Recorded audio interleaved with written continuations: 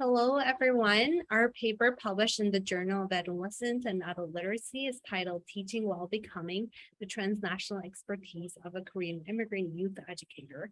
My name is Seong-Min Kwan. I'm an assistant professor of language and literacy in the Department of Teacher Education at Michigan State University.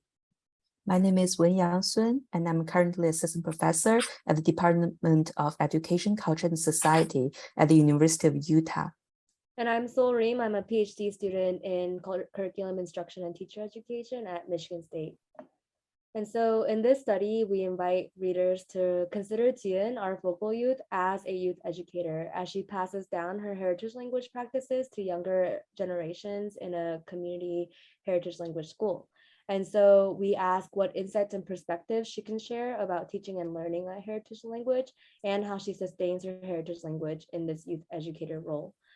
Through the framework of culturally sustaining pedagogy, we see that youth sustain multiple and fluid racial, ethnic, and linguistic identities through dynamic heritage language teaching and learning processes.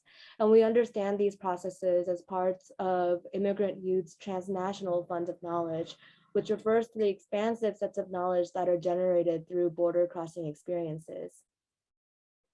In this year-long study, we took an ethnographic case study approach and focused on Jian, a 15-year-old Korean-American youth born in North Carolina, speaks Korean and English at home. We relied on multiple sources of data, including 28 audio recordings, 3 interviews, journal entries, artifacts, and photographs. In this paper, we position Jian as youth educator and highlight her efforts in sustaining her heritage language and her resistance for language shift and loss. We also highlight how Jian engaged young immigrant children and helped them sustain bilingual potentials by leveraging her transnational funds of knowledge and fostering the children's heritage language literacy. So our study shows that Jian is invested in building her dynamic linguistic and cultural identities and challenged the prevalence of language shift and loss. She critically reflected on how her language, culture, and family history are largely ignored in most U.S. public K-12 school curriculum, and those knowledge often find home in heritage language schools.